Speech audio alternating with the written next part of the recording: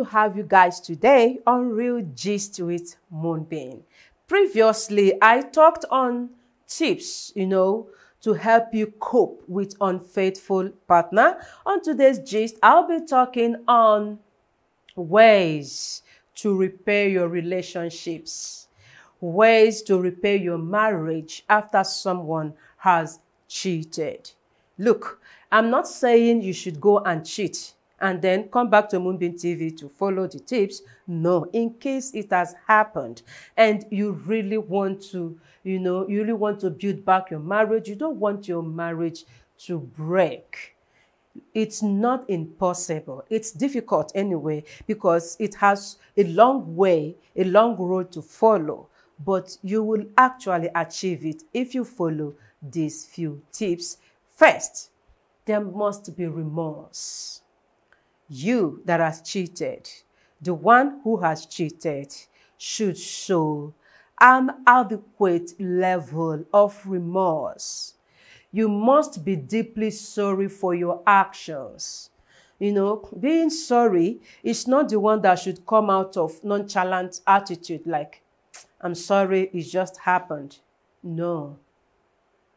It should come from inside out. And if your partner has cheated on you, you're not seeing him or her being deeply sorry for what has happened. It doesn't make sense because show you remorse. Being sorry for your mistakes will help you to overcome that mistake next time you find yourself in that situation. So, this remorse I'm talking of is something the both of you need to get back on the right track again. After this, look, you have to be honest about why it happened. You have to be purely honest about why it happened. This is a very difficult step to take. We all know. It is also important because it has the capability of determining if your marriage can be repaired or not, if you get back your relationships or not. At this point, couples make a lot of mistakes by giving wrong judgment.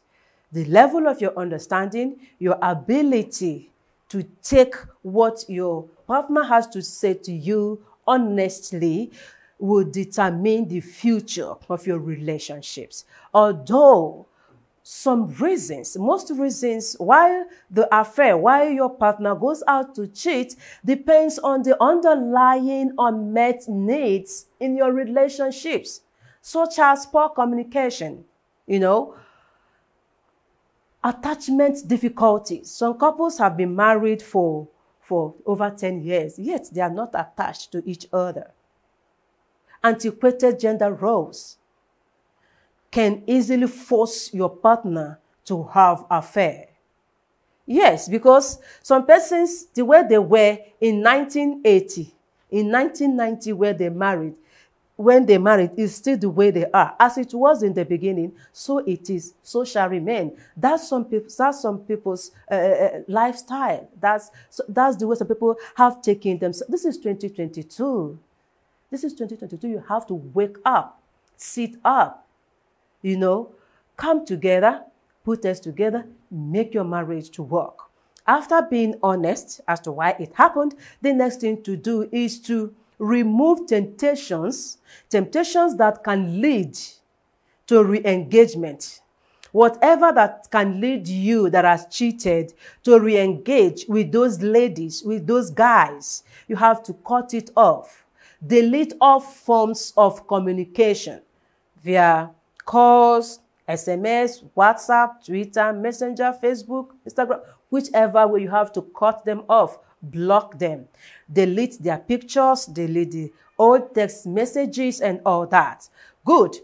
If it's the kind of people you move with in the office after work, where you go to, refresh yourself, where you go to take refreshments, after whatever means, that leads you to that temptation, you have to cut it off. After doing this, the next thing to do is to move forward with utmost honesty and care. Look, being cheated on can be damaging for a plethora of reasons. But one major factor that needs to address for you to be able to move forward is the issue of lack of honesty. Telling lies is part of the betrayal. You that has cheated should be open, be honest. Get ready to answer all the questions your partner will put to you. Don't pretend. Don't play the blame game. Don't feel because you are the man of the house, you have the right to do whatever you feel.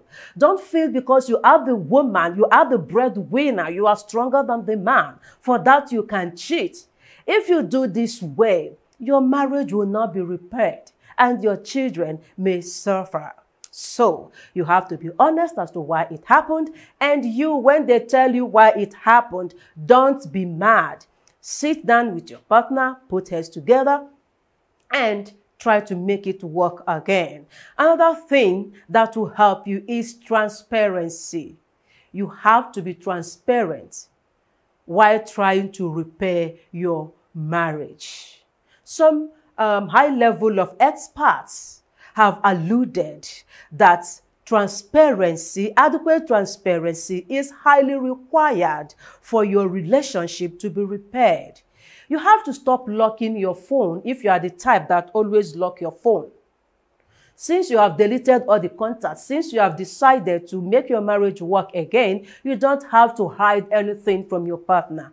Let your phone be open. Don't hide your text messages, Be free. Any electrical devices by which you meet with those people, which you lock, you have to leave it open. You have to be transparent, Now, wherever you are going, you have to let your partner know. If you want her to trust you again, I'm going out to work. I'll be back by 6 p.m. I'm going for a meeting. I'm meeting with a client. I'm doing this. I'm doing that.